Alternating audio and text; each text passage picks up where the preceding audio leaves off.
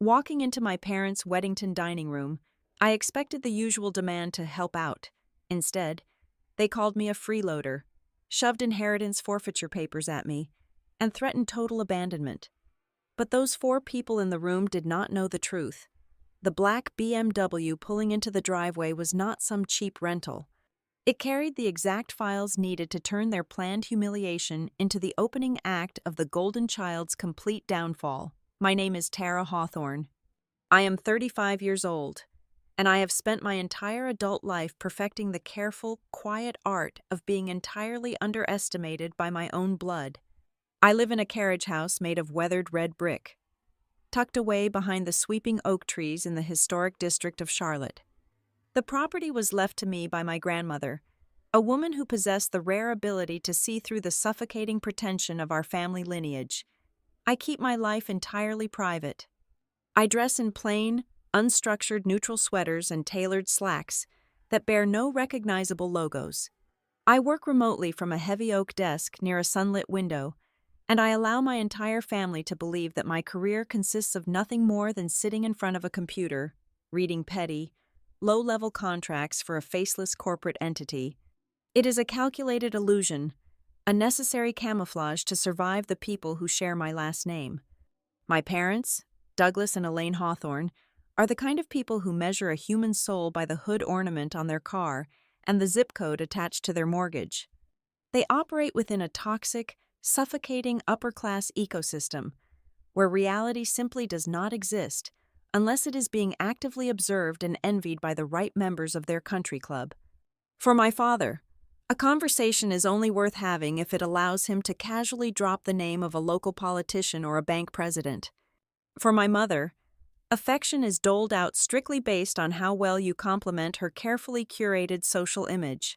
They judge their children the way an investor judges a stock portfolio entirely by the public dividends we pay. Growing up in that sprawling, aggressively manicured house meant learning very early on that my specific traits had zero market value. I was the smart child, the deeply reliable one, the daughter who never missed a curfew and never caused a scandal. But I was not flashy. I did not possess the glittering, aggressive charisma that my parents could weaponize at a holiday dinner party. That role, and the endless stream of unconditional adoration that came with it, belonged exclusively to my younger brother, Grant.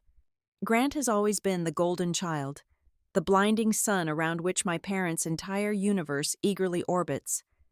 He is a man who was born with a silver spoon and convinced himself he forged it from scratch.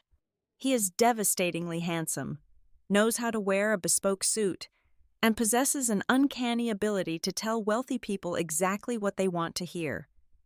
He makes my parents swell with unearned pride. Currently, Grant runs a boutique resort company he named Blue Ember Retreats. To hear him describe it, he is single-handedly redefining luxury hospitality across the Southeast. To complete his perfect portrait of inherited success, Grant married Celeste. Celeste is a woman who breathes only the thin air of manufactured exclusivity. She operates on a strict, exhausting aesthetic of old money meets new luxury, a facade she maintains with terrifying dedication. Her entire existence is a performance for an invisible audience. I have watched her at family gatherings, ignoring the actual people in the room to record videos for her various social media channels. She will pose by my parents' pool with a crystal flute of champagne, spinning these elaborate, fictionalized narratives about her life, framing herself as a powerful businesswoman defeating imaginary haters. She will literally look right into the camera lens with a practiced, hollow smile and tell her followers to like, subscribe, and comment below to boost her channel, treating her daily life like some cheap, manufactured revenge story broadcast to strangers. Together, Grant and Celeste are my parents' ultimate masterpiece, a walking, talking, heavily filtered billboard for the Hawthorne family's perceived brilliance. Because of this dynamic, every family gathering we have ever attended follows the exact same brutal motif. We sit around a massive mahogany dining table, picking at catered food, while the conversation inevitably turns into a stage play of passive aggression. Somewhere between the salad and the main course, Elaine or Douglas will find a way to subtly remind me of my place at the bottom of the hierarchy. It is just such a blessing that you do not have to worry about a real mortgage, Tara, my mother will say, her voice dripping with artificial pity. Not everyone has a grandmother who felt sorry enough for them to leave them a free house to hide in. They frame my quiet life as a tragic lack of ambition. I am constantly reminded that I am merely surviving off the charity of the dead. Immediately after delivering that blow, the spotlight will aggressively swing back to my brother. They will raise their heavy wine glasses and toast to his visionary genius, praising Grant as the architect of our future, the man who is single-handedly building a financial legacy for the entire Hawthorne bloodline. Over the years, I have mastered the discipline of absolute silence. I sit at that table, I chew my food, and I offer absolutely nothing in return. I do not claim credit for my own massive, hidden successes. I do not flash expensive jewelry. I do not defend my career, and I never react to their thinly veiled insults. I learned a long time ago that my invisibility is my strongest armor. I understand the psychology of my family with cold, clinical precision. I know with absolute certainty that the very second they discover I actually hold a position of significant corporate power and immense wealth, their disdain would evaporate instantly. It would not be replaced by respect or love, but by ravenous, violent entitlement. They would stop viewing me as a failure and immediately start viewing me as an open vault. They would demand endless investments for Grant's failing ventures, forced upgrades to my parents' lifestyle, and they would drain me dry while claiming they deserved every penny. So, I keep my mouth shut. I let them think I am small, weak, and entirely dependent on the carriage house.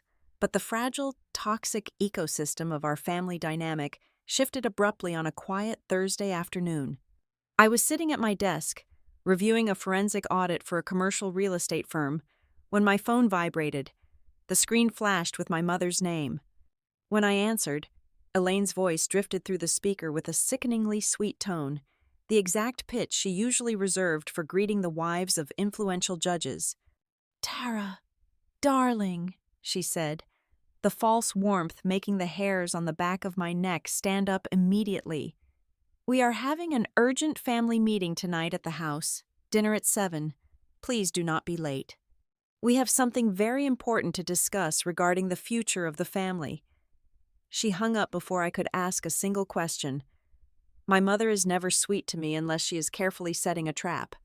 I felt a cold, sharp knot of warning tighten in the pit of my stomach. The air in my home suddenly felt heavy.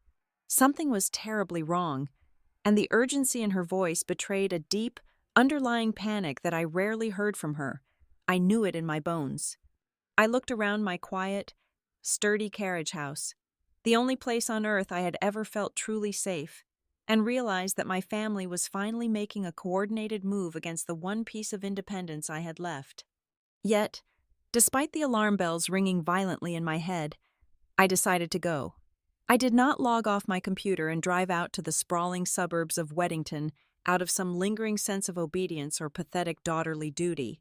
I went because my professional instincts, honed by years of analyzing corporate risks and detecting the hidden motives of desperate people, told me that tonight, Douglas and Elaine Hawthorne were going to push their luck way too far.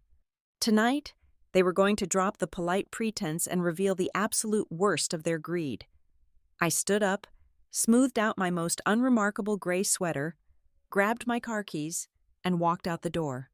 I knew with 100% certainty that I was walking into an ambush, but they had severely miscalculated their target. I was going to that dinner, and this time, I absolutely refused to be the one who walked away empty-handed. The heavy double doors of my parents' estate clicked shut behind me, sealing me inside a house that always felt more like a museum of their vanity than a home. The air was temperature-controlled to a perfect 68 degrees, carrying the faint, expensive scent of polished mahogany and burning cedar.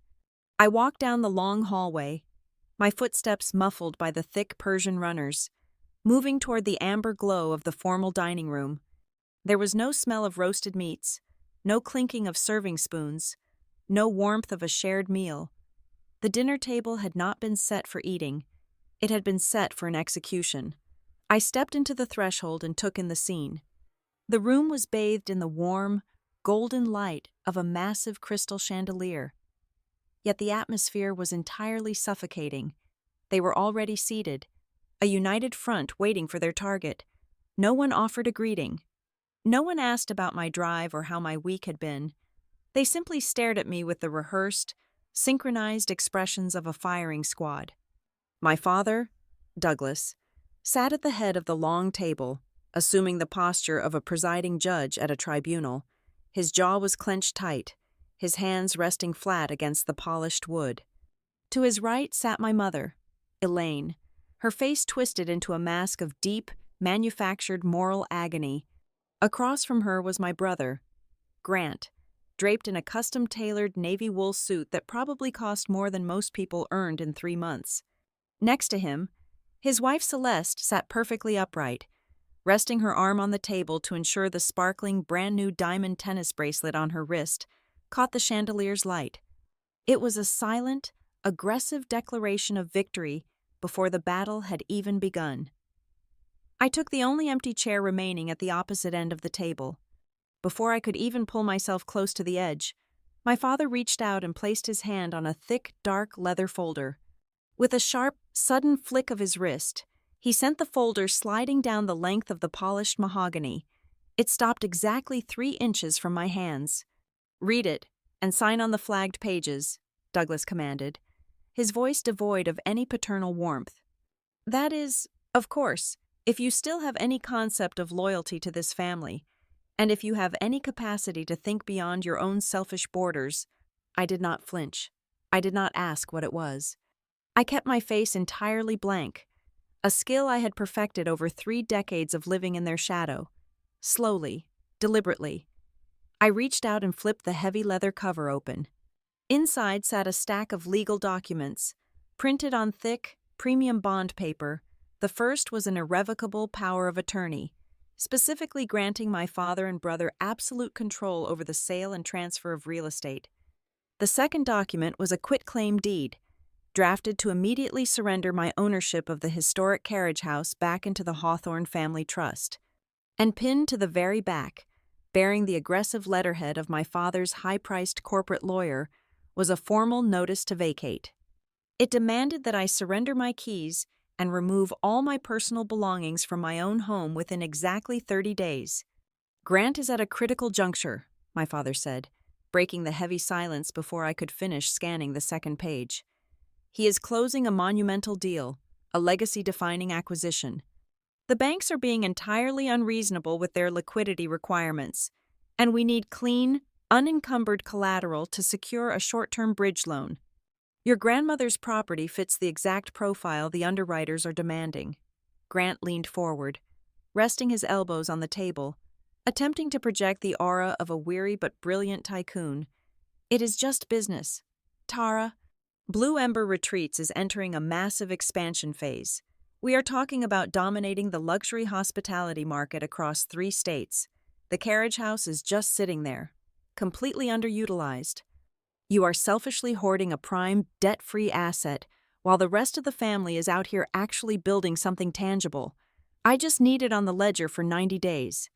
Once the new venture capital clears, I will release the lien." I kept my eyes on the documents, recognizing the sloppy, aggressive legal phrasing immediately. It was not a temporary hold. If I signed these papers, I would be legally locked out of my own home by the end of the month, and the property would be liquidated to cover his debts before the ink even dried. "It is truly for the best, darling," Elaine added, her voice dropping into that quiet, theatrical whisper she used when she wanted to sound maternal while delivering a lethal blow. "Let us be completely honest with each other. You are a single woman. You live utterly alone. You do not entertain guests. You have no husband, no children, no real family of your own to justify occupying 2,000 square feet of historic real estate. What do you possibly need all that space for? It is deeply unfair of you to cling to that house out of pure sentimentality when your brother has an empire to run and actual mouths to feed." I slowly looked up from the papers, letting my gaze drift from my mother's fake concern to Celeste's smug, heavily contoured face. Celeste scoffed, a short, sharp sound of pure condescension, and adjusted her new diamond bracelet. Honestly, Tara, you should be thanking Grant for taking it off your hands. Maintaining a property like that is exhausting. And it is not like you have a real career to protect. You just sit in that dusty old living room in your little sweaters, typing on a laptop and reading boring emails for whoever it is you work for. Grant is out there having high-stakes meetings with major investors. He is carrying the financial future of the entire Hawthorne family on his shoulders. The absolute least you could do is sign the papers and move into a sensible apartment. We will even hire the movers for you. The absolute audacity of the ambush hung in the air, thick and suffocating. They had completely convinced themselves of their own narrative. I was the useless, lonely spinster, and they were the glittering titans of industry, gracing me with the opportunity to sacrifice my only sanctuary for their greater glory. They expected me to cry. They expected me to argue, to beg, to throw a tantrum about how unfair it all was, which would only give them the ammunition to call me hysterical and unstable. Instead, I sat perfectly still. I did not reach for the expensive silver pen resting next to the folder. I did not raise my voice. I simply breathed in the cold air of the dining room and observed them. As Grant aggressively tapped his fingers against the wood, waiting for my submission, my eyes drifted slightly downward. Sitting on the floor next to Celeste's chair was her designer leather handbag, carelessly left unzipped. Poking out from the pristine, beige interior of the expensive bag was a thick manila envelope. The corner of the envelope was bent, but the top edge was clearly visible. Stamped across the heavy paper in stark, unforgiving crimson ink was the official seal of the County Administrative Court, accompanied by the bold, undeniable header of a formal notice of default and immediate action. A cold, sharp thrill of clarity washed over me. The puzzle pieces violently snapped into place. Grant was not closing a massive new deal. He was not expanding his visionary resort empire, and he was certainly not meeting with eager venture capitalists. He was drowning. They were all drowning. The brand new jewelry, the tailored suits, the arrogant demands, it was all a desperate, glittering facade. The Hawthorne family was actively hemorrhaging money, and my brother's supposed empire was cracking right down to its foundation. They had summoned me here tonight to steal my home not because it was a strategic asset, but because it was the only piece of wood left floating in the ocean, and they fully intended to hold my head under the water so they could climb on top of it. I looked back down at the fraudulent legal papers, a slow, invisible calm settling over my mind. They thought they had trapped a mouse in their grand dining room. They had no idea they had just handed a loaded weapon to the one person who knew exactly how to dismantle their entire lives. I left the silver pen resting exactly where it was. I did not move my hands toward the leather folder. The silence stretched, tight and brittle, until my father realized I was not going to blindly obey his unspoken command. Douglas slammed his open palm against the table. The crystal wine glasses shuddered violently. "Do not sit there staring at me like a stubborn, ignorant child," he snapped, his voice booming with the unchecked rage of a man who was used to absolute submission from everyone in his orbit. "You are 35 years old, and you are a freeloader. You have spent your entire adult life living off the dead. Your grandmother leaving you that property was nothing but a senile, emotional mistake, and we are finally taking the necessary steps to correct it." "Douglas, please, mind your blood pressure," Elaine murmured, though her eyes were just as hard and unyielding as his.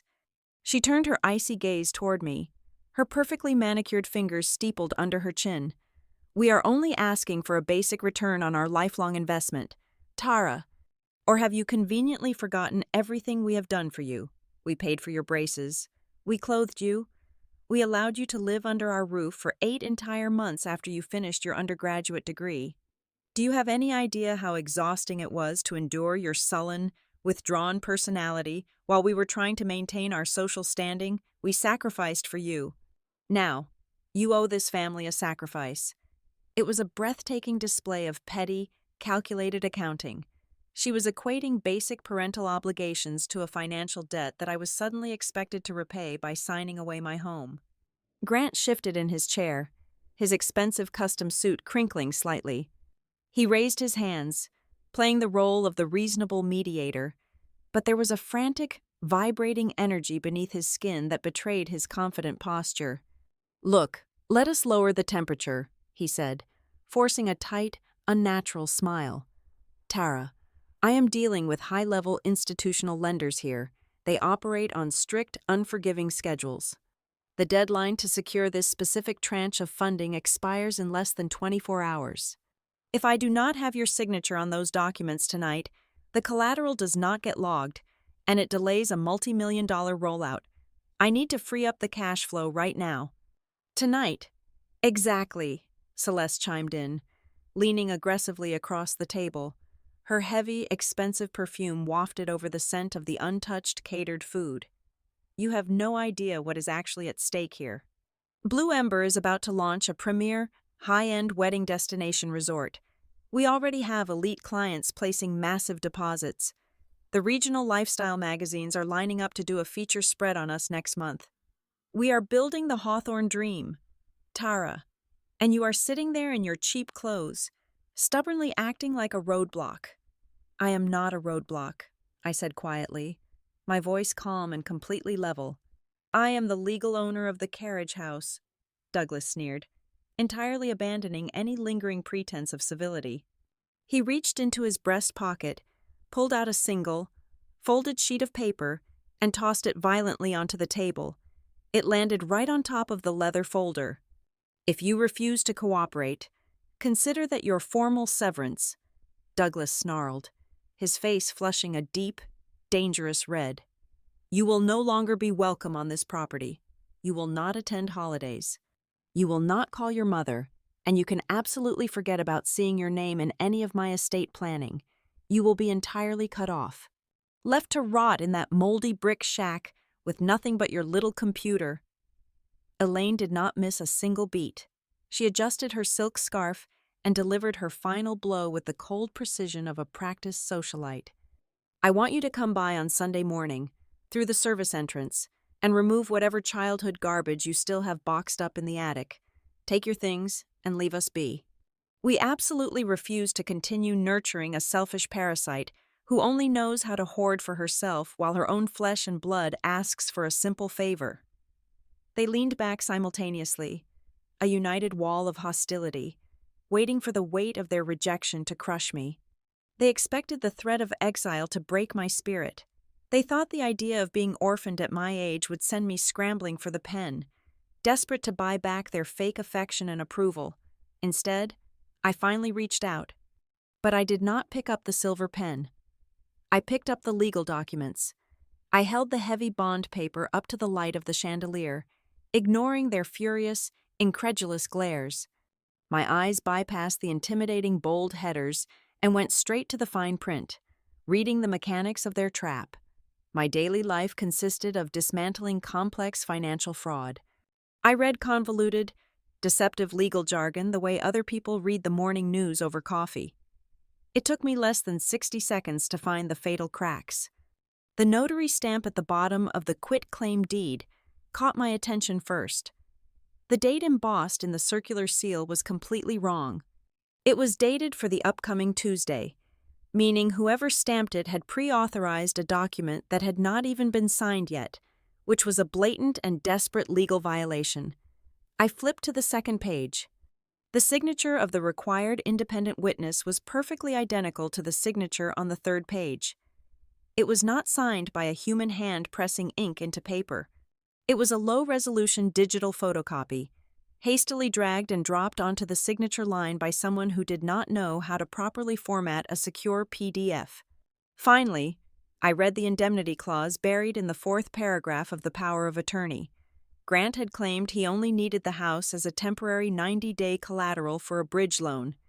But the language in the contract explicitly granted his holding company the unmitigated right to sell, liquidate, or transfer the deed without any further consent, compensation, or notification required from the original owner. It was a complete, unapologetic asset grab, They were not trying to borrow my house. They were trying to swallow it whole. They were sweating. I could smell the sharp, metallic scent of their anxiety mixing with the stale air of the dining room. Grant was rapidly tapping his polished leather shoe against the floorboards. Douglas was breathing heavily through his nose, his fists clenched on the table. They were trying to project immense power, but their execution was incredibly sloppy. People who are winning do not forge notary dates. People who are building untouchable empires do not copy and paste witness signatures on a Thursday night. I slowly lowered the documents back onto the mahogany table. I aligned the edges perfectly, taking my time, letting the silence stretch until it became absolutely agonizing for them. I looked up, making direct, unflinching eye contact with my father, and then my brother. "This is not just coercion," I said, my voice ringing out clearly in the grand, suffocating room. "This is a rushed file made by people who are panicking." The heavy silence that followed my accusation did not last long. My father's face morphed from a flushed red to a dangerous, mottled purple. He pushed his chair back so violently that the heavy wooden legs scraped against the antique floorboards, creating a harsh, grating shriek that echoed off the high ceilings. He stood up, towering over his end of the table, his chest heaving with unrestrained fury. He opened his mouth, fully prepared to unleash a torrent of verbal abuse, to command me to pick up the silver pen and sign my life away. But before a single syllable could escape his lips, a low, powerful vibration interrupted him. It started as a deep, resonant hum, cutting through the thick tension of the dining room. The sound of a massive, finely tuned engine drifted through the floor-to-ceiling bay windows.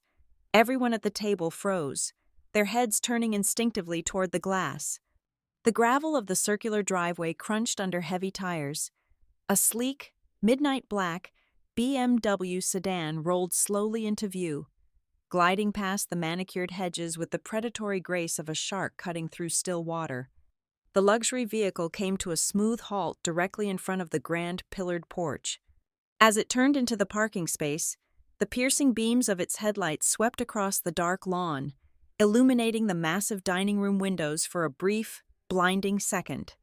The sudden flash of white light washed over the terrified, guilty faces of my parents and my brother. It felt distinctly cinematic, as if a spotlight had just been thrown onto a stage of terrible actors. It was the arrival of an unexpected witness, showing up at the exact moment the villains thought they had secured their victory. For 3 long seconds, nobody breathed. Then, the tension shattered entirely. Grant threw his head back and let out a sharp, barking laugh. It was a loud, theatrical sound, dripping with absolute contempt and immense, fragile relief. He pointed a manicured finger toward the window, his expensive suit jacket shifting as his shoulders shook. "Are you actually kidding me right now?" Grant gasped, wiping a fabricated tear of mirth from the corner of his eye. "Did you seriously rent a luxury car to make a point? You drove all the way out here in an hourly rental, just to stage some kind of dramatic exit. That is the most pathetic, desperate thing I have ever witnessed in my entire life." Celeste joined in immediately, a cruel, mocking smile spreading across her heavily painted lips. She leaned back in her chair, crossing her arms over her chest. "Honestly, Tara, you could not even script a worse performance. Look at you. You are sitting there in a frayed, 5-year-old gray sweater and scuffed flat shoes. Do you really expect us to believe that someone who dresses like they buy their clothes at a discount warehouse is being chauffeured around in a top-tier executive sedan? You do not have the budget to even sit in the passenger seat of that thing unless you paid a luxury service by the minute." My mother let out a long, highly exaggerated sigh. She placed her hand over her heart, looking at me with an expression of profound, exhausted disappointment.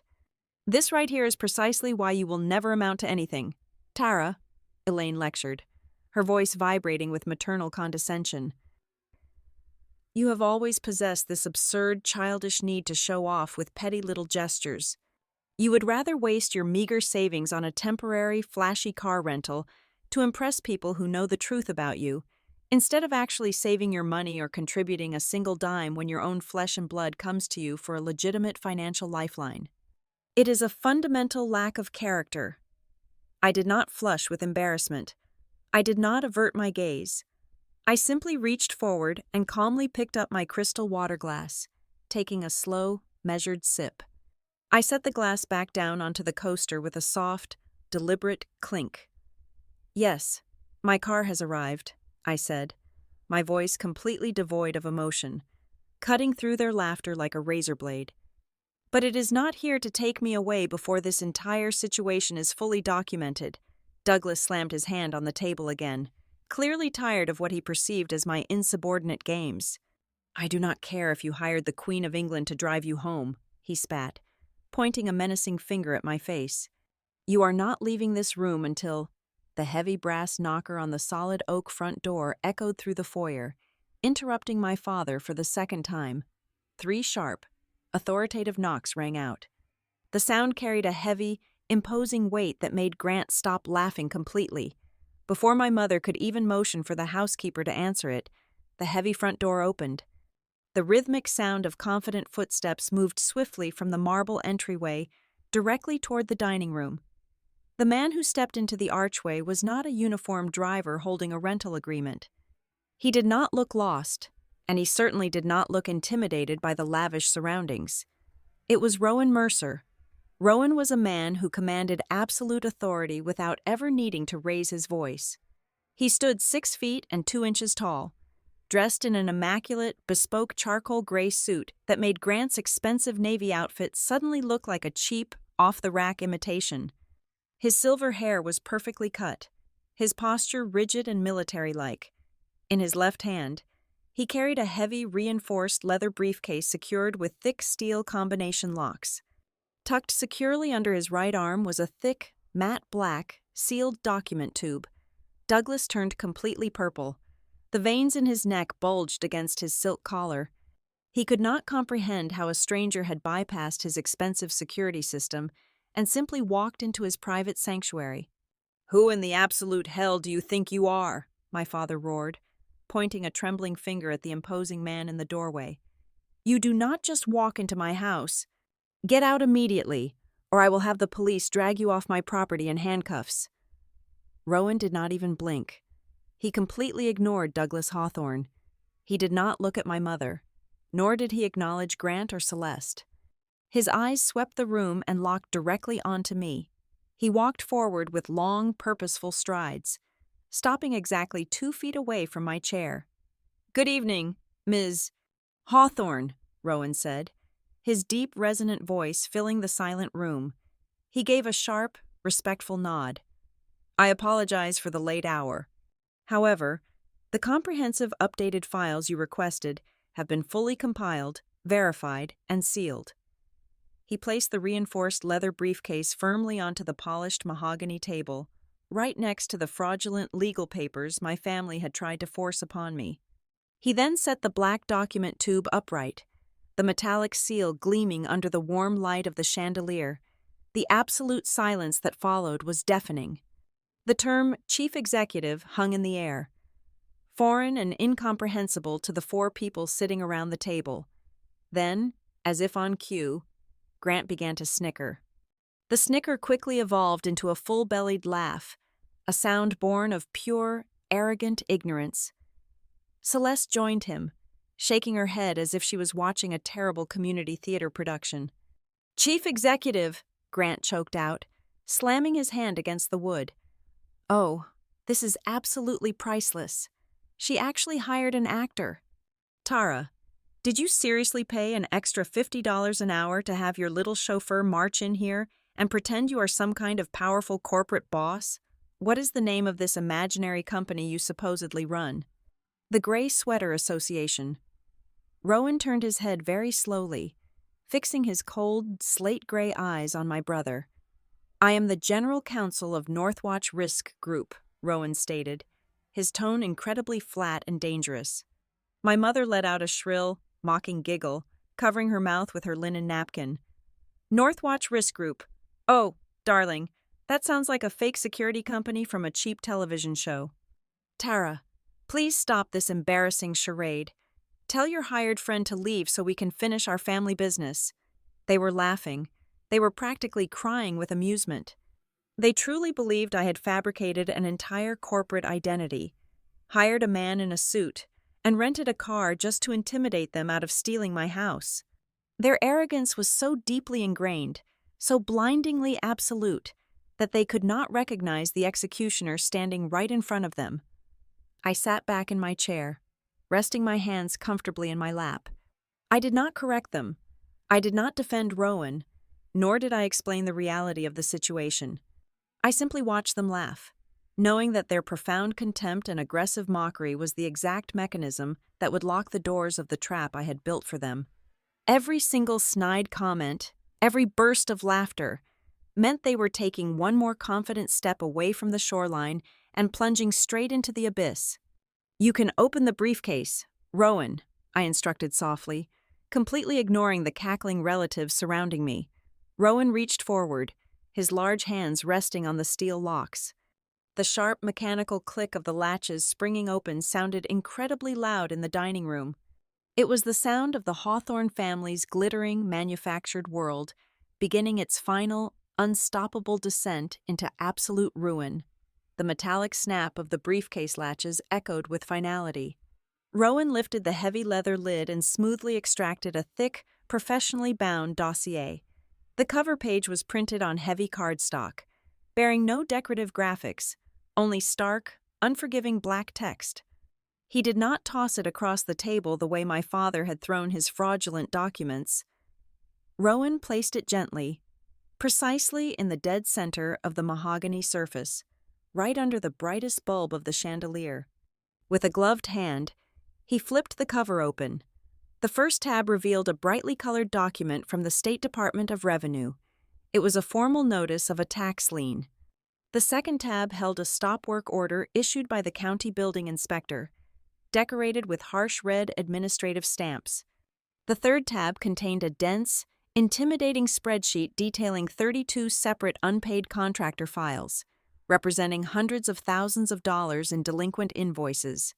The fourth tab held a severe warning from the regional fire marshal regarding fundamental safety violations at the primary construction site of Blue Ember Retreats. Grant barely glanced at the papers. He leaned back in his chair, hooking his thumbs into his expensive belt, and let out an arrogant, dismissive breath. "This is hilarious," Grant said, shaking his head as if he were dealing with an overly dramatic toddler. "You brought me construction delays. Every single major development deals with temporary paperwork trouble. When you are building a multi-million-dollar flagship resort, the county bureaucrats always want to justify their paychecks by throwing red tape at you. It means absolutely nothing. It is a standard operational hurdle." Celeste reached over and patted his arm, offering a sickly sweet smile of unwavering support. "Exactly," she chimed in, glaring at me. "People who have never actually built anything simply do not understand the process. When you are as successful and visible as Grant is, you become a target. Local agencies, lazy contractors, jealous competitors, they all want to find a reason to drag you down. It is just the price of being a visionary." I did not raise my voice to match their defensive energy. I simply leaned forward and tapped my index finger against the fifth tab of the open dossier. "It is not red tape, Grant," I said quietly, the calmness of my tone serving as a stark contrast to his bravado. "Turn to page 12. You submitted invoices for the exact same custom interior millwork 3 separate times. You billed those materials through 3 entirely different vendor companies. However, if you check the state corporate registry on page 14, you will see that all 3 of those limited liability companies are registered to the exact same private post office box in a neighboring county. The sole managing member listed for every single one of those shell companies is you." The smug expression on my brother's face faltered for a fraction of a second, a tiny crack in his carefully constructed armor. "I am not going to sit here and let you lecture me on corporate structuring," Grant snapped, shifting his weight uncomfortably. "I employ holding companies to mitigate risk. It is a standard liability shield." My father immediately jumped to his golden son's defense, slamming his palm flat against the table. "He is absolutely right. That is exactly how commercial real estate works. You do not understand high-level capital. Tara, you sit in your little house reading boilerplate contracts. You know nothing about leverage or cycling funds. Anyone who plays in the big leagues has to carry debt and structure their entities to protect the core asset." I did not argue with Douglas. I did not need to. I simply looked at Rowan, giving him a microscopic nod. Rowan reached back into the steel-reinforced briefcase and pulled out a second, thinner stack of papers. He laid them out across the polished wood like a dealer distributing cards at a high-stakes table. They were glossy, branded receipts featuring the elegant, embossed logo of Blue Ember Retreats.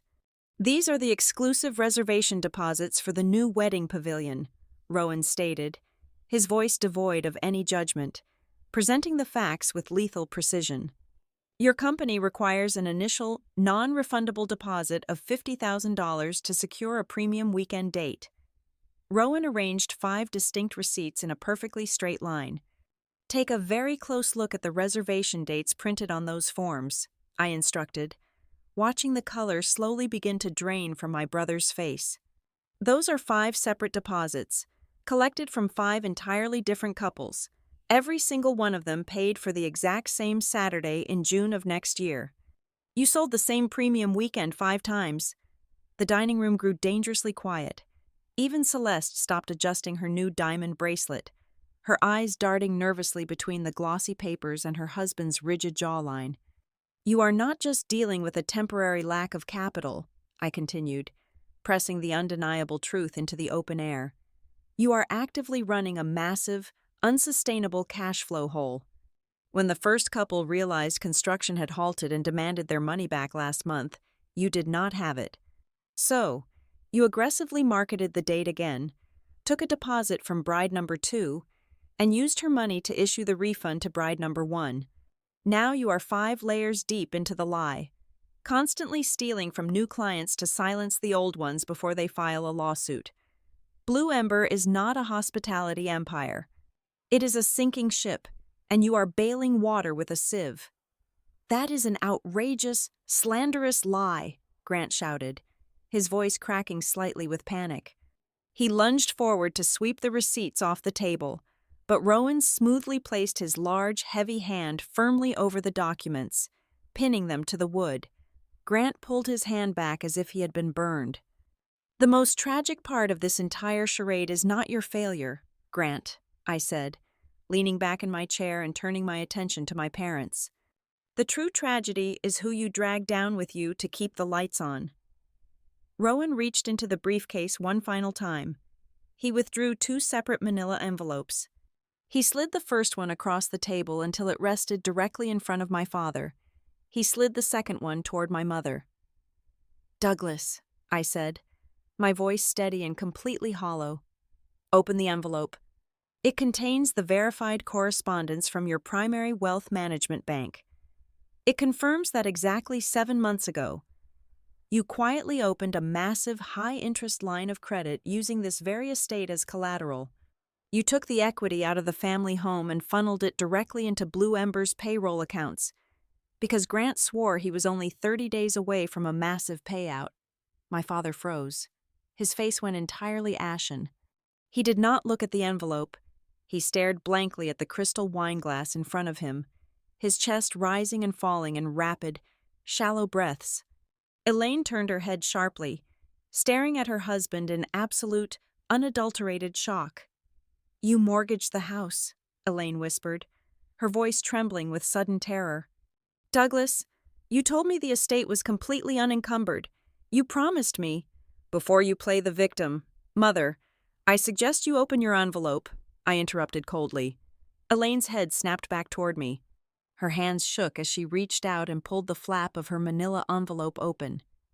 She slid the bank statement out, and the moment her eyes hit the top line, she let out a choked, desperate gasp. "Grant came to you crying about a shortfall with his concrete suppliers 4 months ago," I explained, laying her secret bare for the entire room to hear. "He told you Douglas would not understand the pressure he was under. So, You quietly liquidated 40% of your private retirement pension and wired it to one of his shell companies to save him. You both funded his disaster in absolute secret. You were both entirely terrified that the other would find out your perfect, golden son was a catastrophic failure. For a moment, there was absolute, paralyzing silence. The air in the room was so thick with betrayal and financial ruin that it felt difficult to breathe. I watched them absorb the reality that they had completely bankrupted their own futures to feed a black hole of arrogance. A normal family would have broken down. A normal family would have turned their fury toward the son who had systematically lied, stolen, and gambled away their entire foundation. But the Hawthorns were not a normal family. Douglas suddenly slammed both his fists onto the table, rattling the silverware. He did not look at Grant. He looked directly at me, his eyes burning with a hateful, irrational fire. "How dare you?" my father roared, the veins in his neck pulsing visibly. "How dare you invade our privacy like this? You hacked into my personal banking records. You violated federal laws to dig up dirt on your own flesh and blood." Elaine quickly joined the assault, her tears of panic instantly transforming into vicious, defensive rage. She pointed a trembling finger at my face. "You're a vile, intrusive girl. You spent months prying into our personal lives just so you could sit there and shame us. You have always been jealous of your brother, and now you are resorting to illegal espionage to tear his business apart." "We are calling the authorities!" Celeste shrieked, standing up from her chair and grabbing her phone from the table. "You cannot just steal financial documents and bring them into our home to blackmail us." I watched them unite in their delusion. The truth was sitting right in front of them, meticulously documented and completely undeniable. Their empire was gone. Their money was gone. Yet, instead of waking up to the fire burning down their house, they chose to attack the person who pointed out the smoke. Their greed and their obsessive need to protect their manufactured image refused to give up its seat at the head of the table. The hysterical threats of police involvement and illegal espionage hung in the stale air of the dining room. I let them exhaust their frantic energy, watching as they clutched at any ridiculous narrative that painted them as victims. They wanted to believe I was a jealous hacker, a bitter sibling who had crossed legal boundaries just to ruin a family dinner. When their shouting finally devolved into heavy, panicked breathing, the silence in the room felt thick and suffocating. The warm, golden light from the crystal chandelier above us suddenly seemed harsh and interrogative, casting long, sharp shadows across the untouched plates of expensive catered food. I leaned forward slowly, resting my forearms on the edge of the mahogany table. I did not raise my voice to compete with their lingering echoes. True power never has to shout to be heard. "No one hacked your personal banking portals, Douglas," I stated, completely dropping the title of father. "And no one illegally surveilled your disorganized office, Grant. There is no grand conspiracy here. You simply left a digital and financial paper trail so blindingly obvious that it triggered automatic red flags across multiple institutional monitoring systems." I paused, looking directly into the eyes of the people who had spent my entire life measuring my worth and finding it lacking. "For the past 8 years, I have not been sitting in my living room reading petty agreements for minimum wage," I said, my voice cutting through the tension with absolute precision. "I am the founder and chief executive officer of Northwatch Risk Group. We are an independent corporate intelligence firm. We specialize exclusively in investigating commercial credit risk, large-scale construction finance fraud, and severe malfeasance within the hospitality sector." The silence that followed was entirely different from the previous shocks of the evening. It was not the silence of confusion or anger. It was the crushing vacuum of reality finally forcing its way into the room. I watched my family's fundamental understanding of the universe fracture into pieces. The small, quiet, unremarkable woman they had openly despised for over 3 decades was suddenly standing over them as an industry titan. They stared at me, their minds aggressively rejecting the information, unable to reconcile the person in the plain gray sweater with the architect of their current destruction. "We do not accept personal vendettas as client work," I continued, ensuring my tone remained clinical, cold, and entirely detached. Northwatch did not target Blue Ember retreats out of some petty family spite. To be completely honest, Grant, your operation was far too small and irrelevant for my firm to even notice under normal circumstances. You fell onto our radar purely by accident exactly 3 months ago. Grant blinked rapidly, his mouth falling slightly open. His carefully manicured hands twitched against the armrests of his chair. Completely paralyzed by the revelation that he was not the victim of a jealous sister, but the target of a professional financial predator, a prominent regional title insurance provider retained our services to audit a suspicious underwriting portfolio, I explained, keeping my gaze locked on my brother. During that routine automated sweep, our software flagged a highly abnormal chain of mortgage releases attached to a commercial property in the adjoining county. That property belonged to Blue Ember. Your files were completely mismatched from top to bottom. The recorded construction progress did not align with the massive amounts of capital you were drawing from your lenders. I gestured gracefully to the thick, black-bound dossier Rowan had placed in the center of the table. Once we pulled that initial thread, your entire tapestry unraveled in a matter of weeks, I said. For the last 90 days, my team has meticulously tracked your labyrinth of shell companies. We documented exactly how you diverted massive construction advances away from the project sites to fund your personal lifestyle. We found the altered certificates of occupancy you submitted to keep the banks at bay. We watched you mask urgent refund payouts as fabricated incoming revenue to artificially inflate your quarterly ledgers, committing wire fraud in the process. Grant remained frozen for a long, agonizing beat. His brain struggled to process the sheer magnitude of his exposure. The polished, arrogant facade he wore like a second skin dissolved completely. Then, like a cornered, desperate animal, he lashed out. He slammed his fist onto the table, causing a wineglass to tip over. The dark red liquid spilled across the white linen tablecloth, looking remarkably like a spreading wound. "You hid this on purpose," Grant spat, his voice trembling with a toxic mixture of profound fear and vicious venom. "You sat there for years, playing the pathetic, quiet loser, just waiting for a chance to humiliate your own flesh and blood. You weaponized your professional position to destroy me. You are absolutely psychotic, Tara. You set me up to fail." Before I could even address his ridiculous, self-serving accusation, my mother interjected. Her reaction was perhaps the most deeply revealing and tragic moment of the entire evening. She did not ask how I had managed to build a highly specialized corporate intelligence firm from the ground up. She did not express any concern over the massive, catastrophic fraud her golden son had just been exposed for committing. She simply gripped the edges of her expensive silk scarf, her eyes wide with a horrifying, purely selfish realization. "Why on earth would you keep this a secret from us?" Elaine demanded, her voice rising in a shrill, wounded pitch. "If you are truly running a successful firm, if you are a chief executive, why would you never say a single word? Do you have any idea how proud we could have been? You let us attend country club galas for years, telling all our friends you were just doing data entry. You robbed us of the ability to celebrate your success." The absolute purity of her narcissism was breathtaking. In the middle of a financial apocalypse, as her home sat on the brink of foreclosure and her son faced potential federal indictment, her primary grievance was that she had missed out on valuable social capital. She only cared that she had not been able to brag about my wealth to women she secretly hated.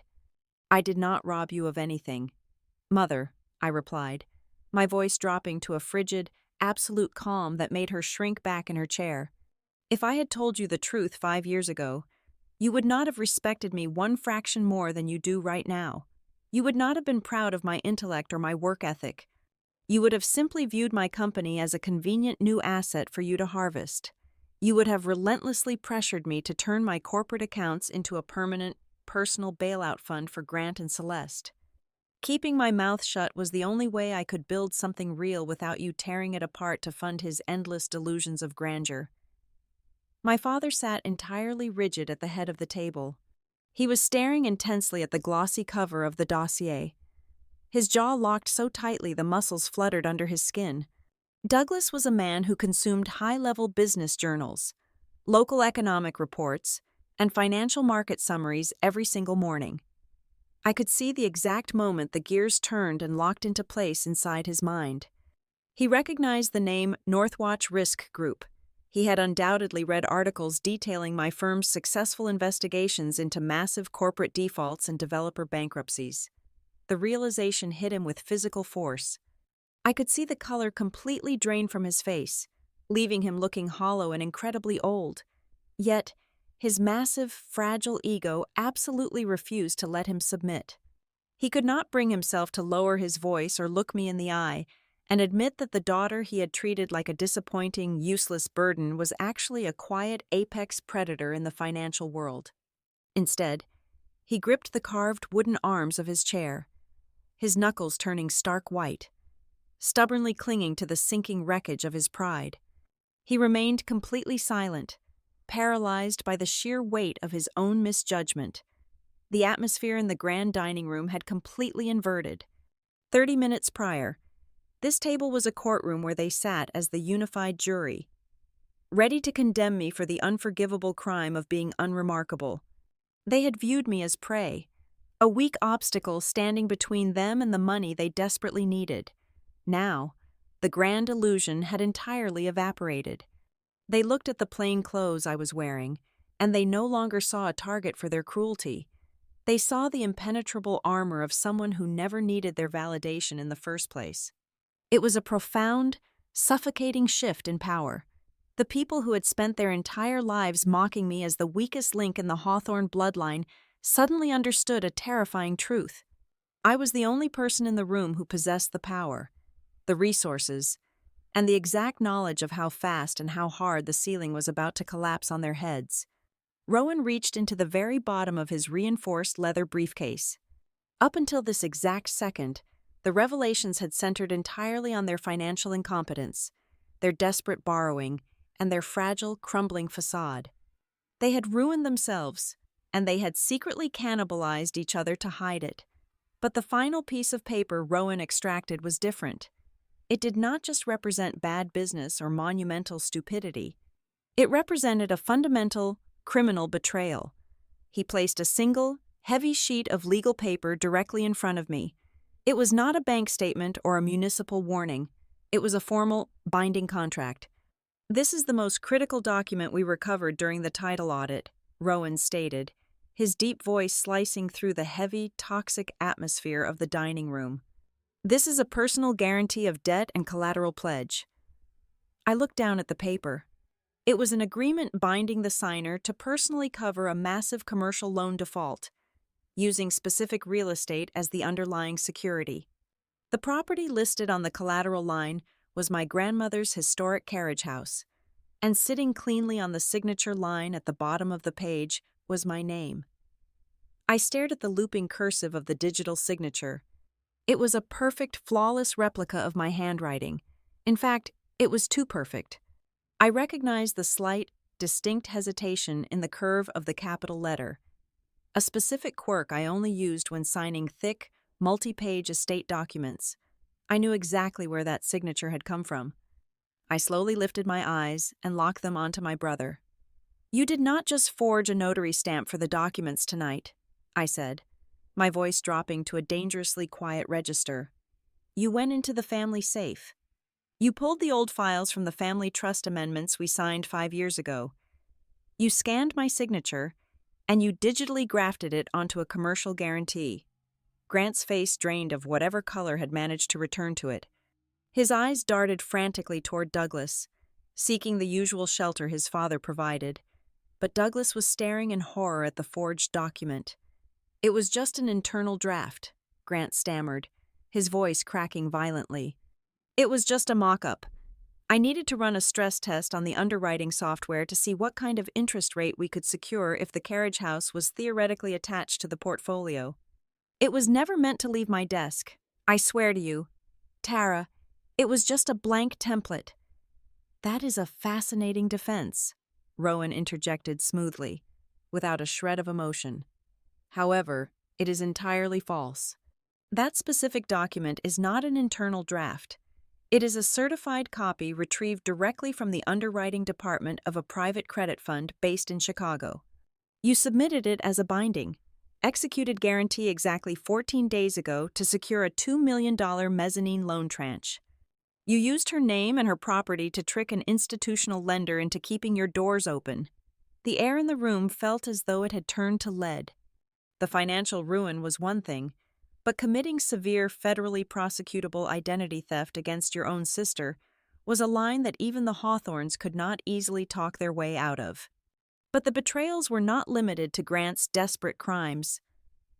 I shifted my gaze toward my mother, who was sitting rigidly, clutching her silk scarf as if it were a life preserver. "Elaine," I said, her given name sounding sharp and unfamiliar in my mouth. "Your maiden name is Kensington, is that correct?" My mother blinked, completely thrown off balance by the sudden pivot. "Yes. You know perfectly well that it is." "I do," I replied calmly, "and so does Celeste. Which is why it was incredibly convenient when the two of you bypassed standard corporate channels to open a wholesale commercial credit account under the name Kensington Staging and Design." Celeste gasped sharply, her manicured hands flying up to cover her mouth. Her brand-new diamond tennis bracelet clinked against her teeth. "Grant was completely maxed out on his supply lines," I explained to the room, laying out the secondary conspiracy. "He could not secure a single piece of furniture for the resort because his credit rating was essentially radioactive. So, Elaine, you allowed Celeste to use your maiden name and your pristine personal credit score to open a shadow vendor account. You authorized her to purchase hundreds of thousands of dollars in luxury furniture, claiming it was strictly for staging the model units at Blue Ember." Douglas slowly turned his head to stare at his wife, his eyes wide with a horrifying realization.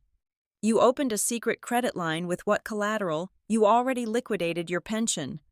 "She did not need collateral because she lied on the application," I stated flatly. "But the real betrayal is not the credit account itself. It is the delivery manifest." I reached over and flipped to the final section of Rowan's dossier, sliding a stack of high-resolution photographs and shipping receipts across the polished mahogany. The high-end Italian leather sofas, the imported marble dining tables, the custom crystal chandeliers. I listed, watching Celeste shrink back into her chair as if she were trying to disappear into the upholstery. None of those items ever arrived at the Blue Ember construction site. They were delivered directly to Grant and Celeste's private residence. You used your mother-in-law's secret credit line to fully furnish your own home with luxury goods while your husband's business was violently collapsing. Douglas erupted. He slammed his fists down, his face a terrifying mask of rage, completely turning on his wife. "You hid a massive vendor account from me while I was quietly mortgaging the roof over our heads to save this worthless company." Elaine shrieked right back at him, her carefully constructed socialite persona disintegrating into pure vicious panic. "Do not you dare lecture me. You risked the family estate without telling me a single word. You practically handed the deed to the bank." They were tearing each other apart. The perfect, unified Hawthorne front was shattered into 1,000 jagged pieces.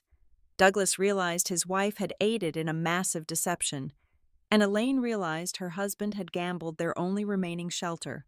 I let them scream for a few moments, observing the ugly, chaotic reality of their marriage. Then, I slid the final piece of evidence forward.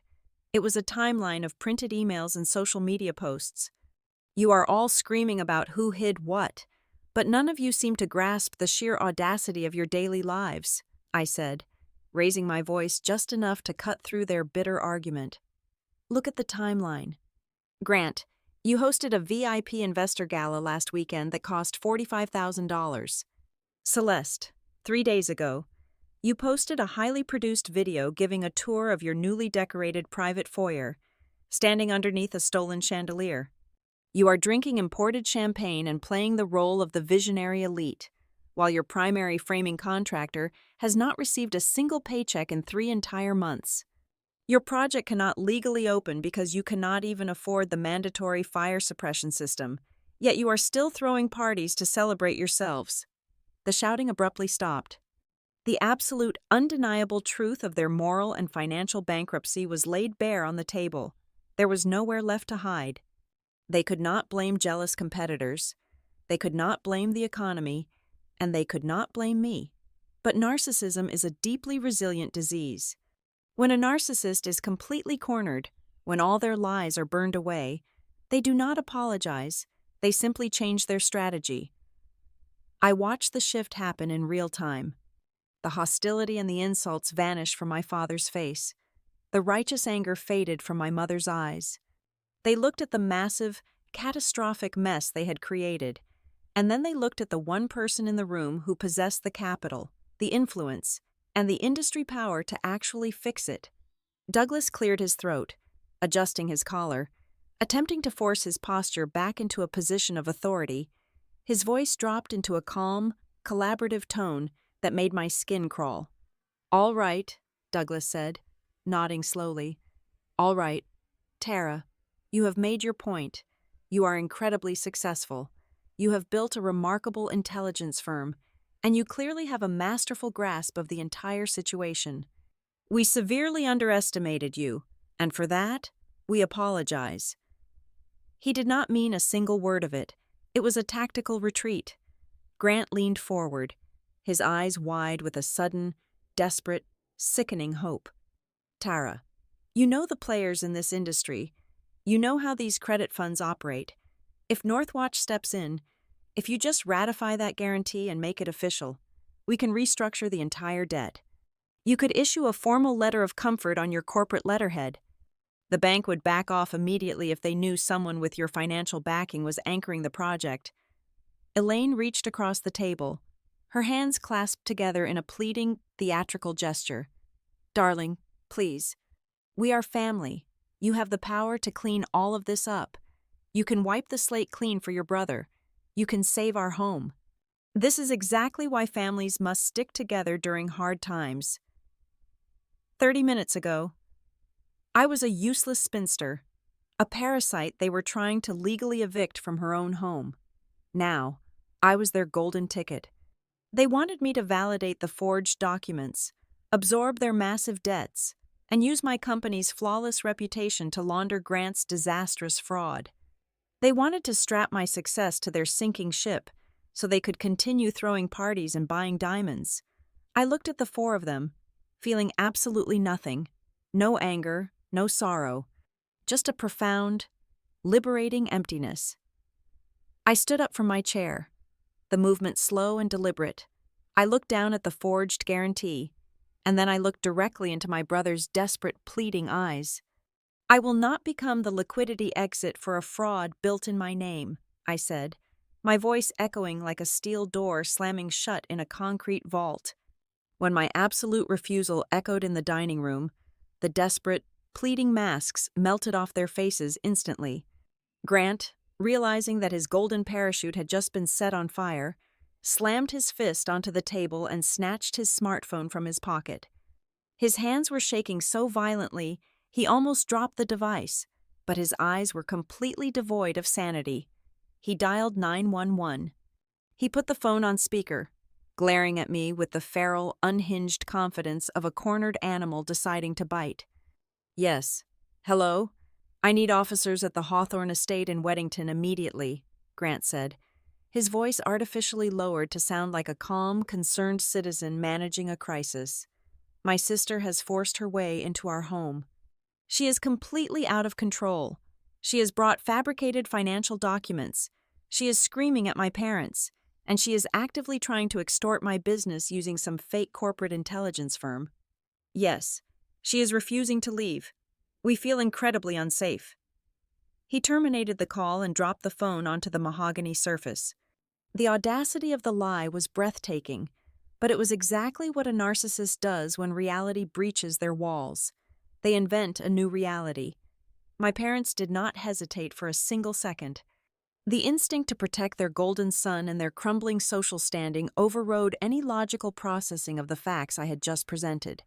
Douglas immediately stood up, puffing out his chest, adopting the role of the protective patriarch defending his castle from an intruder. "That was the right move, son. Douglas declared, pointing a trembling finger at me. "You have gone entirely too far this time, Tara. You sit in that house of yours all day, stewing in your own bitter jealousy, using your little computer skills to hack into our lives and fabricate these ridiculous, slanderous lies. You are sick. You are a deeply sick, jealous woman." Elaine nodded furiously, clutching her chest. "We tried to help you. We invited you here to bring you into the fold. And this is how you repay us. By trying to sabotage your brother's brilliant career when the police arrive, we will tell them exactly what happened. We will tell them you demanded money, and when we said no, you pulled out these forged papers to frame him." I did not react. I remained standing, watching them actively rehearse their perjury. Rowan stood silently to my right, observing the meltdown with the detached fascination of a professional watching a disaster unfold exactly as predicted. We waited for exactly 14 minutes. During that time, Grant paced the floor, muttering about filing defamation suits and restraining orders. Celeste furiously texted on her phone, likely trying to delete evidence or figure out how to hide her newly purchased assets. Then, the heavy brass doorbell echoed through the grand foyer. Grant stopped pacing. A slow, sickeningly triumphant smile spread across his face. He adjusted his expensive lapels, projecting the image of a successful executive about to swat away a nuisance. "Well, Tara," Grant sneered, walking confidently toward the archway. "Let us see how your little chief executive act holds up when you are being escorted out of my parents' house in handcuffs for trespassing and extortion." He marched into the foyer and swung the heavy oak door wide open. "Officers, thank God you are here. She is right in the dining room," Grant started to say, his voice thick with rehearsed relief, but the words died in his throat. The people standing on the grand front porch were not local Weddington patrol officers answering a domestic disturbance call. 3 individuals walked past my paralyzed brother and stepped directly into the bright light of the foyer. The first was a tall, severe-looking woman carrying a thick leather binder. She wore a tailored navy blazer with a prominent corporate identification lanyard. Behind her walked 2 men in dark, unremarkable suits. One carried a digital tablet, and the other held a stack of official red-stamped folders. They did not ask for permission to enter. They possessed the distinct, heavy momentum of state-sanctioned authority. Grant stumbled backward, his triumphant smile disintegrating into pure confusion. Douglas marched out of the dining room, his face flushed with renewed anger. "Who are you people?" Douglas demanded, blocking the hallway. "We called the police for a trespasser." "This is private property." The lead woman did not flinch. She opened her leather binder and produced a thick plastic identification card, holding it up for my father to see. "I am Agent Miller with the County Civil Fraud Division," she stated, her voice sharp and entirely devoid of warmth. "And this is Mr. Vance, the senior asset recovery representative for the Chicago Private Credit Fund. Your son currently owes $2 million. We are not here for a noise complaint, Mr. Hawthorne. We are here to serve a priority administrative freeze." Grant let out a pathetic, strangled gasp. Agent Miller stepped around my father and walked directly into the dining room. Her eyes scanned the table, noting the forged documents and Northwatch dossiers scattered across the wood. She looked at Rowan, giving him a brief, professional nod of recognition, and then she turned to me. "Miss Hawthorne," Agent Miller said respectfully, "thank you and your firm for submitting the rapid alert to our office this afternoon. The fraudulent signature on the personal guarantee has officially triggered a catastrophic legal alert within the county system." She turned sharply on her heel, facing my brother, who was now clutching the doorframe as if his legs could no longer support his weight. "Grant Hawthorne," she announced, her voice echoing off the high ceilings. "As of 8 o'clock this evening, every single transaction, account, and holding company associated with Blue Ember Retreats has been completely frozen. Furthermore, a permanent injunction has been placed on the historic carriage house. Any attempt by you, your father, or your legal counsel to sell, mortgage, leverage, or refinance that property is strictly prohibited by law." Grant tried to rally. He puffed out his chest, attempting to summon his aggressive boardroom persona. "You cannot just walk in here and freeze a multi-million-dollar corporate account. Do you know who my lawyers are? I will have you personally sued for tortious interference. This is a simple misunderstanding over a draft document." Mr. Vance, the asset recovery agent, stepped forward. He did not look angry. He looked bored, which was infinitely more terrifying.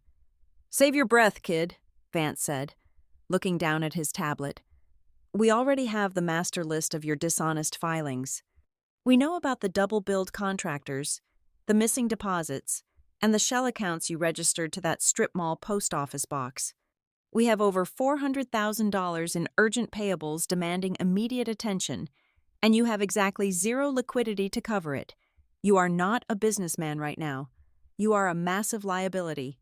If you even attempt to log into your accounting software to delete an email or shred a single invoice after I hand you this paper, you will elevate this from a civil asset dispute straight into federal evidence tampering." Vance pulled a thick, red-stamped envelope from his folder and shoved it hard into Grant's chest.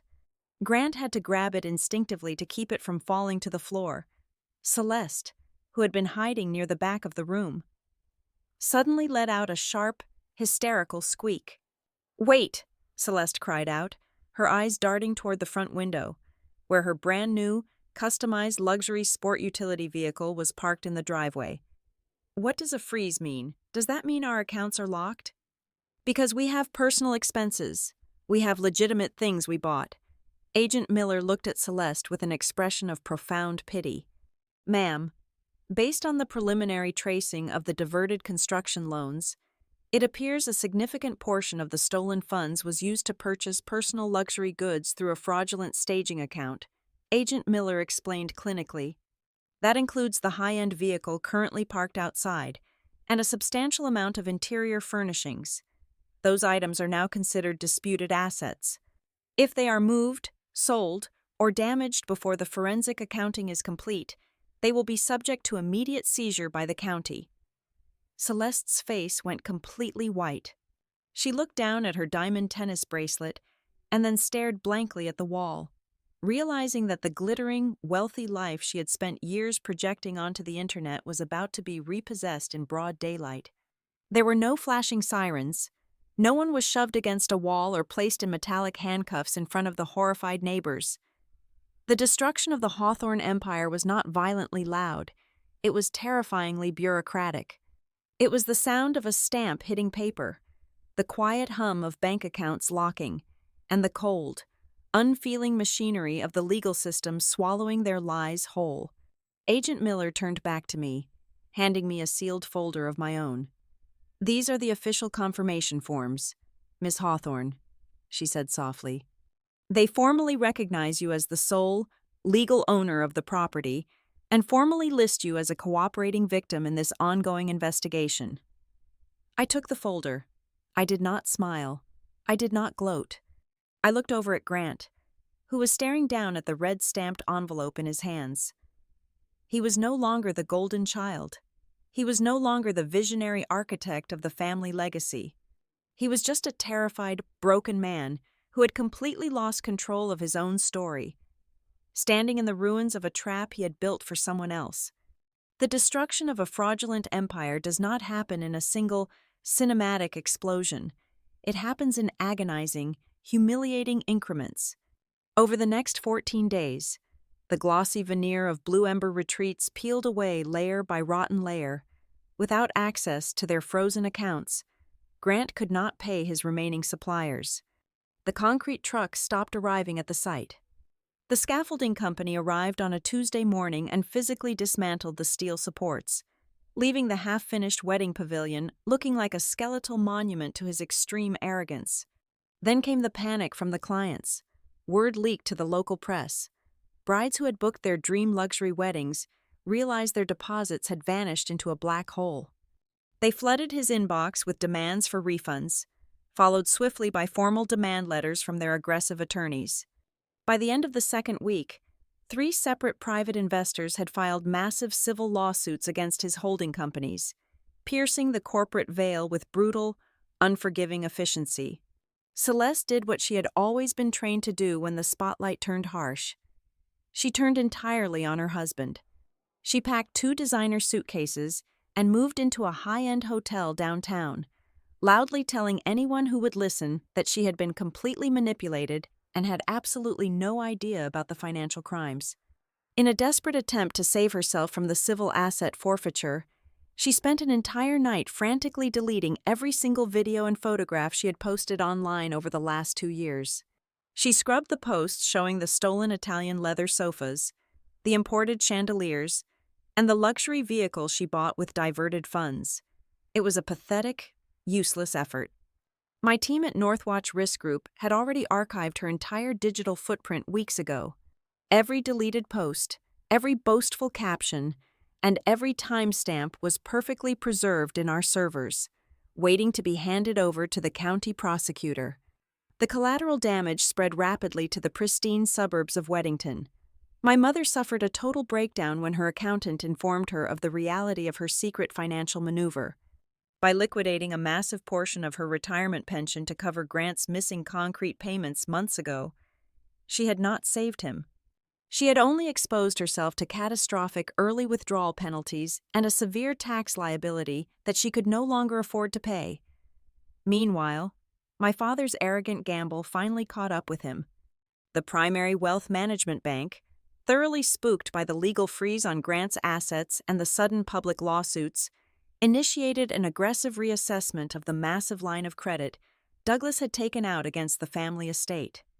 I watched this all unfold from the quiet, secure sanctuary of my carriage house, listening to the progression of voicemails left on my phone.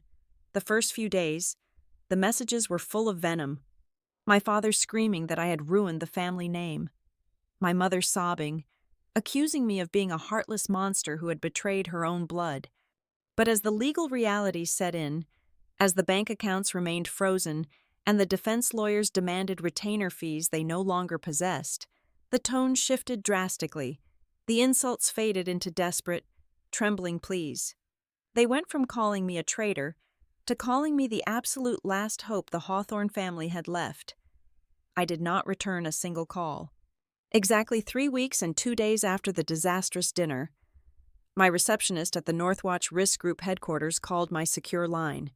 She informed me that a man claiming to be my father was standing in the lobby, refusing to leave without speaking to me. I told her to let him wait. I let him sit in the sleek, modern reception area for 45 minutes. When I finally walked out of the glass-walled elevator and stepped into the lobby, I barely recognized him. Douglas Hawthorne, the man who had spent his entire life projecting absolute dominance and patriarchal authority, looked entirely shattered. He had aged 10 years in a matter of weeks. His custom suit was wrinkled, his tie was slightly crooked, and the arrogant fire in his eyes had been completely extinguished. For the first time in his life, he had to sit on a generic leather couch and wait for his daughter, the woman he had called a useless freeloader, like a common stranger begging for an audience. He stood up slowly as I approached, his hands trembling slightly at his sides. He did not yell. He did not try to lecture me or assert his dominance. He just looked at me with the hollow, defeated eyes of a man who knew he was completely out of moves. "Tara," he said, his voice hoarse and broken, "they are going to take the house. The bank is initiating an early call on the entire credit line. They do not believe a single word Grant says anymore, and the legal fees just to keep him out of a federal courtroom are draining whatever liquid cash we have left. We have absolutely nothing. If you do not step in and help us, your mother and I are going to be completely wiped out." He reached out, his hand hovering in the air between us, perhaps expecting some kind of emotional reconciliation. He wanted a tearful hug where I suddenly remembered my duty to the bloodline and agreed to sacrifice my empire to rebuild his. I did not move an inch. I did not offer him a warm embrace, and I certainly did not offer him a moral lecture on the consequences of his own greed.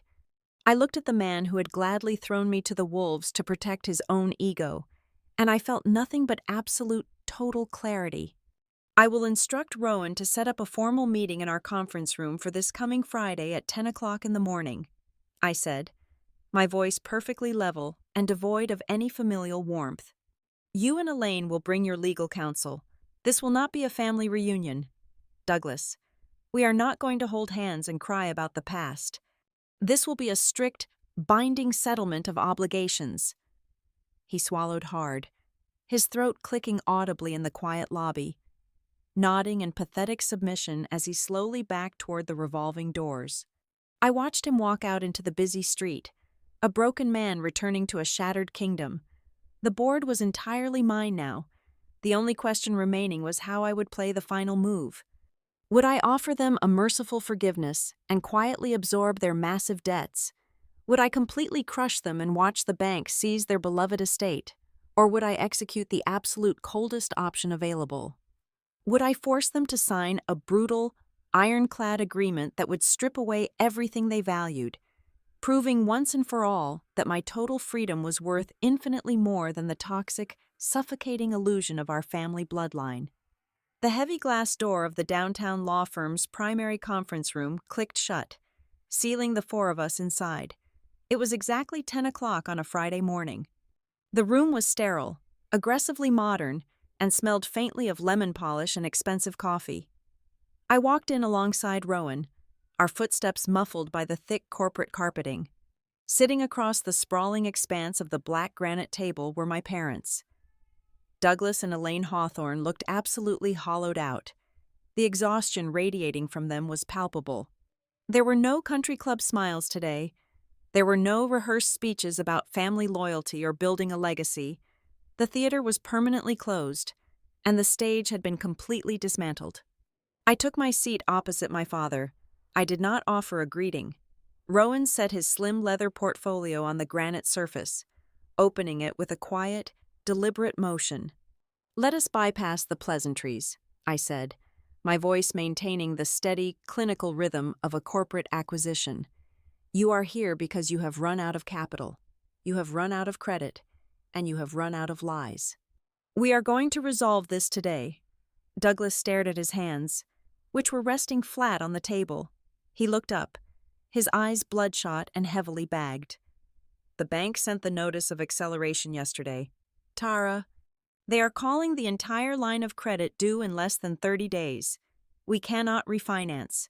The fraud investigation tied to Grant has made our name completely radioactive to every underwriter in the state. If they foreclose, it will be a public auction. It will be in the local papers." "They are not going to foreclose, Douglas," Rowan interrupted smoothly, sliding a single authenticated document across the black granite. My father blinked, a flicker of confused hope flashing across his exhausted face. He reached for the paper, but his eyes could not comprehend the legal header. When a major lending institution realizes that a multi-million-dollar credit line is anchored to a borrower currently entangled in a severe federal fraud investigation, they panic, Rowan explained, his tone completely devoid of sympathy. They do not want the terrible optics or the legal entanglement of a messy, drawn-out forfeiture. They want to clear their books. So, 72 hours ago, your primary wealth management bank packaged the bad debt attached to your family estate and quietly sold it off to the secondary distressed asset market for pennies on the dollar. I leaned forward, folding my hands together, and my private investment entity bought it. The silence that followed was absolute. I watched my mother's breath catch in her throat. I watched my father's jaw go entirely slack as the reality of the maneuver crashed down upon him. For my entire life, they had held the power. They had dictated my worth, marginalized my existence, and controlled the narrative. But in this sterile room, the dynamic was permanently inverted. I did not win by screaming at them across a dinner table. I did not win by throwing a tantrum or begging for their respect. I won by reading the financial system faster than they could, predicting the collapse, and quietly purchasing the ground they were standing on. I was no longer their disappointing daughter. I was their sole creditor. "I am offering you exactly one exit strategy," I stated, breaking the suffocating silence. "I am not going to negotiate, and we are not going to argue. You will accept these terms, or I will authorize Rowan to initiate the immediate seizure and public auction of the Weddington estate tomorrow morning. Rowan distributed 3 separate legal packets. First, I instructed, pointing to the thickest document, you will sign a comprehensive, irrevocable release of all claims regarding my grandmother's carriage house. You will acknowledge that you have zero legal or financial right to the property, past, present, or future. Douglas swallowed hard, nodding slowly. Second, I continued, tapping the middle file, you will sign a sworn affidavit explicitly confirming that Grant orchestrated the forgery of my signature on the commercial guarantee, and that he did so using documents stored in your private family trust safe. You will provide this to the county investigators to ensure my assets are permanently decoupled from his criminal liabilities. Tara, please, Elaine whispered, tears finally spilling over her carefully applied makeup. He is your brother. If we sign that, we are handing the prosecutors the final nail for his coffin. He built his own coffin, Elaine, I replied coldly. I am simply refusing to be buried inside it with him. I slid the final, thinnest document forward. And third, I said, my voice dropping to a hard, unforgiving register, you will sign a permanent, legally binding non-disclosure and no-contact agreement. You will never call my phone. You will never approach my residence. You will never attempt to walk into the lobby of my company again. You will no longer claim me as your daughter in any public or private capacity. As soon as the ink dries on these pages, I cease to exist in your world.